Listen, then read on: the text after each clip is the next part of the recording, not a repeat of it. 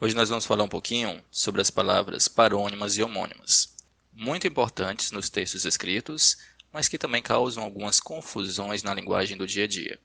As palavras homônimas são palavras que apresentam a mesma pronúncia e escritas diferentes, como é o caso de acento e acento, ou a mesma escrita e pronúncias diferentes. Já as palavras parônimas são palavras que são parecidas, mas que também causam alguma confusão, por conta dessa similaridade de pronúncia e ou escrita. Por exemplo, nós temos o caso de comprimento, que se refere ao tamanho, e cumprimento, que é uma saudação, o ato de saudar alguém. Então é extremamente importante ter conhecimento dessas principais palavras, dos principais exemplos de palavras parônimas e homônimas, a fim de se evitar esses erros tão comuns. Logo, nós temos o acento escrito com C, que diz respeito ao sinal gráfico, acento agudo, circunflexo, assim por diante.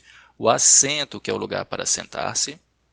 Podemos ter também cheque, ordem de pagamento, ou cheque, que é o lance de xadrez no jogo. Apressar, pôr o preço em algo, ou apressar, acelerar, precipitar. Erros comuns como o concerto e concerto, concerto com C e concerto com S, ou consertar com C e consertar com S. O concerto com C normalmente diz respeito a um show, um espetáculo, um concerto de piano, por exemplo, enquanto o concerto com S diz respeito ao verbo consertar, é um reparo, conserto de algo, é o reparo de alguma coisa. Então aqui vou deixar estes exemplos dessas palavras. Aqui nós temos, na verdade, misturadas palavras homônimas e parônimas, mas é interessante dar uma olhada para depois partir para a resolução de exercícios. E com muita atenção, outro exemplo muito comum é o seção com C cedilha. Seção de um livro, por exemplo, se aplica aqui aos departamentos de uma empresa.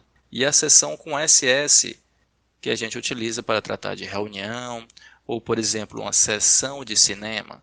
Normalmente eu associo este sessão com SS a algo que você precisa assistir e que comumente a gente assiste sentado. Por isso fica tão fácil associar, por exemplo, a sessão de um espetáculo qualquer ou a sessão do cinema. Tá? Outra palavra, eu já ia esquecendo, essas duas palavrinhas também, no caso de ratificar e retificar. As pessoas muitas vezes trocam uma pela outra. Mas veja que ratificar significa validar algo acertado ou contratado. De uma forma bem simples, vamos dizer que ratificar é o mesmo que confirmar, ok? E no caso retificar, que pode ter vários exemplos, você vai entender como sendo um sinônimo de consertar, ok? Então, veja só, ratificar. Em junho de 2002, o Senado brasileiro ratificou o Tratado de Quioto, o qual o governo já havia assinado. Que é uma brincadeira. Lá em casa, minha esposa manda e eu ratifico, ou seja, eu confirmo. Quanto a retificar, o juiz retificou, ele corrigiu, voltou atrás seu veredito, considerando que o réu não era culpado. O professor de física retificou a tempo sua fórmula, ou seja, corrigiu-a, garantindo a aprovação de sua tese.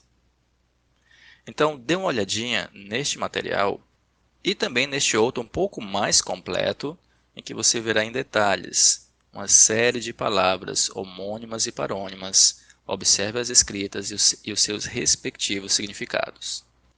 Quero ainda chamar a atenção para estadia e estada. Normalmente, nós nos referimos, quando queremos falar sobre o tempo que passamos em um hotel ou pousada, como estadia, não é verdade? Mas, seguindo o rigor da palavra, do seu significado, na verdade, quando nos referimos a pessoas, a permanência de pessoas em um lugar, o correto é estada, apesar de soar um pouco estranho. A estadia é muito utilizado para veículos em um estacionamento ou até mesmo navios ancorados em um porto. tá bom? Claro que no dia a dia a tendência talvez seja mesmo que, com o uso tão comum, estadia passe realmente a ser considerado como a permanência de pessoas em um lugar. Mas até então, o correto, quando nós fazemos esse estudo de palavras parônimas, no caso, é que estada seria a forma correta para se referir às pessoas, embora nos filmes, na televisão, a gente veja sempre todos utilizando a palavra estadia, que é a forma mais comum. Tá ok?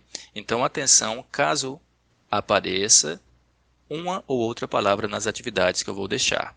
Então, aqui deste primeiro material, segue então algumas palavras também, e os exercícios que eu quero que você faça, e logo após eu vou passar o gabarito, tá bom?